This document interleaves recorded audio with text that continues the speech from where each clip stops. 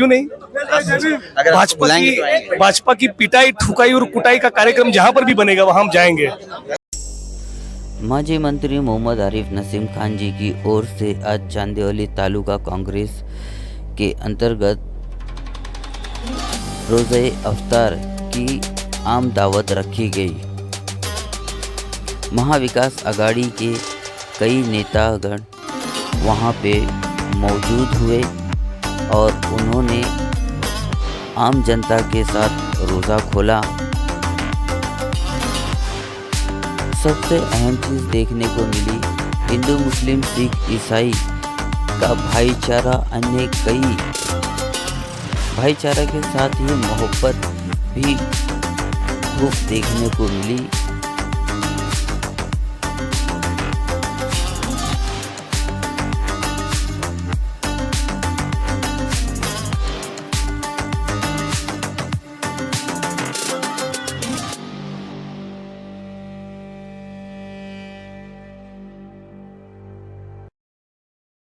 इस मंच पर आज हिंदू मुस्लिम सिख ईसाई सभी लोग थे।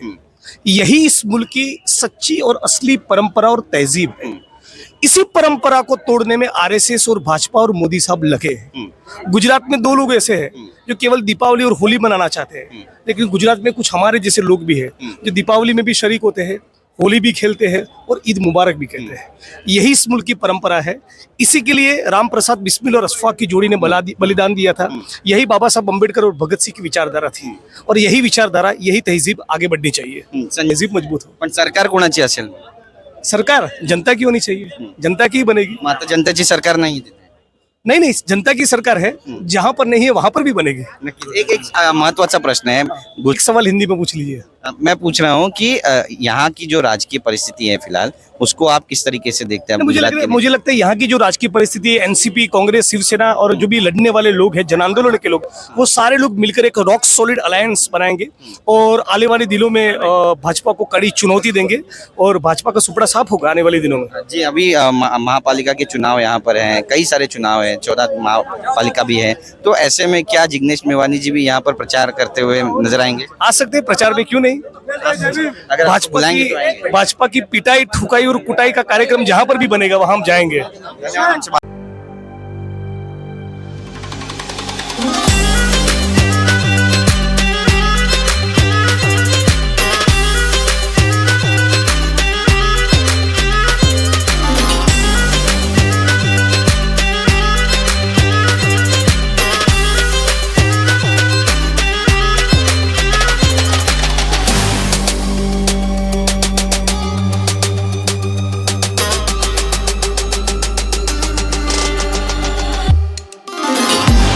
गुजरात जा रहे हैं। देखा एमपीए के तमाम नेता आए थे, संजय राउत, पृथ्वीराज चौहान, राजगोपाल, राजा मुराद जैसे खूब सेलिब्रिटी भी आए हुए थे।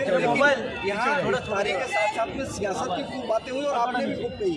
नहीं, देखिए, सवाल सियासत का नहीं है, सवाल जो देश में हो रहा है उसका है, मौजूदा हालात पर है। अगर कोई भी आदमी अगर आज कहीं किसी सामाजिक फंक्शन हो या धार्मिक फंक्शन हो या राजनीतिक फंक्शन हो, तो बात तो वही करेगा जो देश में हो रहा है, जो देश की परिस्थिति है। लेकिन हम लोगों ने इसको राजनीति से एकदम ऊपर रखा है।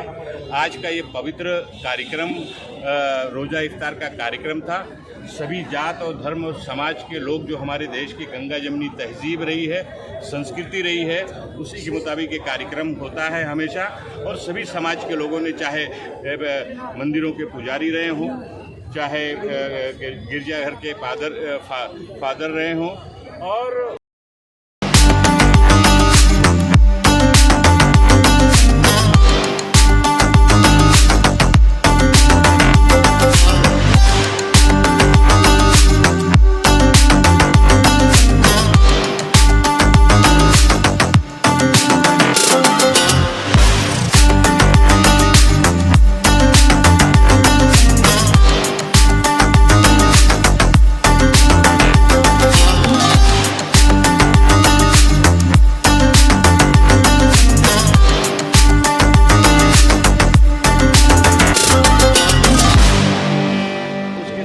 हमारे जितने भी गुरुद्वारे हैं उनके सारे कमेटी के प्रबंधक लोग रहे हों, सभी जात, मौलाना हो, मौलवी हो, सभी धर्म, बिजनेसमैन हो, कारोबारी हो, यहाँ के रहने वाले सभी जात धर्म समाज के लोगों के साथ इफ्तार का कार्यक्रम हर साल हम करते हैं और आज भी किया गया।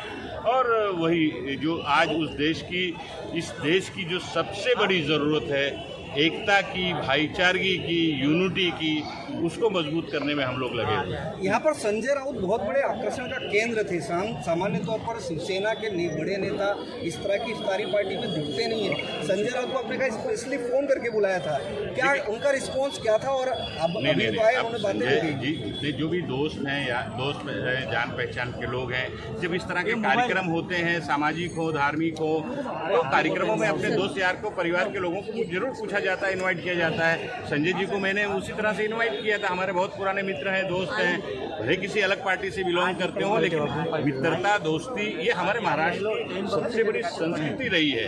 ये राजनीतिक विरासत हमारे देश की रही है कि भले विचारधारा अलग हो सकती है, राजनीतिक दल अलग हो सकता है आपका, लेकिन मन में कहीं खटास नहीं होनी चाहिए, जो दुर्भाग्य से आज देश में दिखाई दे रहा एनडीए है। के नेता रमजान में इस तरह की इफ्तारी और एक शक्ति प्रदर्शन, एक वोटों का ध्रुवीकरण, ये भी कहकर देखा जा रहा है। इसको ध्रुवीकरण आप नहीं कह सकते। जिस स्टेज के ऊपर हिंदू, मुस्लिम, सिख, ईसाई एक साथ मजबूती से बैठे हों और जिस कार्यक्रम में देखिए, उस तरफ देखिए, कैमरेमैन से मैं कहूँगा कि वहाँ दिखाइए कि वो जो फोटो लगाओ कि हम सब एक हैं, नफरत छोड़ो, भारत जोड़ो, तो वहाँ पर ये ध्रुवीकरण की बात हो ही नहीं सकती। ध्रुवीकरण करने वाले जो लोग ध्रुवीकरण कर रहे हैं, उसको खत्म करने की कोशिश हम लोग कर रहे हैं। एक सांगा की आज एवढ्या मोठ्या प्रमाणामध्ये रोजा इफ्तारमध्ये सर्वच नेते आणि अभिनेते सुद्धा उपस्थित होते, प्रतिक्रिया काय भविष्यामधल्या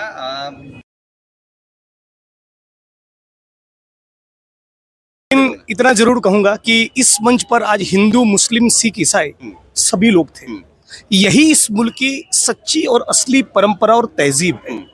इसी परंपरा को तोड़ने में आरएसएस और भाजपा और मोदी साहब लगे हैं। गुजरात में 2 लोग ऐसे हैं जो केवल दीपावली और होली मनाना चाहते हैं, लेकिन गुजरात में कुछ हमारे जैसे लोग भी हैं जो दीपावली में भी शरीक होते हैं, होली भी खेलते हैं और ईद मुबारक भी कहते हैं। यही इस मुल्क की परंपरा है। इसी के लिए राम प्रसाद बिस्मिल और अशफाक की जोड़ी ने बलिदान दिया था। यही बाबा साहब अम्बेडकर और भगत सिंह की विचारधारा थी और यही विचारधारा, यही तहजीब आगे बढ़नी चाहिए। संजय राऊत या मंचावर उपस्थित होते आणि त्यांनी म्हटलंय की महाराष्ट्र मजबूत करूया आणि त्यासोबतच गुजरातही मजबूत करूया। तुमचे देखील नावाचा त्या ठिकाणी उल्लेख केला। अच्छी बात है, गुजरात मजबूत हो, महाराष्ट्र मजबूत हो, मुल्क मजबूत हो, इंसानियत मजबूत हो, हमारी गंगा जमुनी तहजीब मजबूत हो। पण सरकार कोणाची असेल? सरकार जनता की होनी चाहिए, जनता की ही बनेगी। मग आता जनतेची सरकार नाही तिथे। नहीं, जनता की सरकार है, जहां पर नहीं है वहां पर भी बनेगी। नक्कीच एक महत्वाचा प्रश्न आहे, गुजरातचे तुम्ही नेते आहात, महाराष्ट्रामध्ये जे काही राजकीय वातावरण सध्या निर्माण झालंय त्याकडे कोणत्या अँगलने गुजरातची जनता पाहते आणि जे काही घडतंय, ज्या पद्धतीने सत्ताकारण झालेलं आहे, सत्ता स्थापित झालेली आहे, शिंदे यांचं सरकार आलेलं आहे, उद्धव ठाकरे होते, ते आता मुख्यमंत्री नाहीत, कसं पाहता याकडे? ये एक सवाल हिंदी में पूछ लीजिए।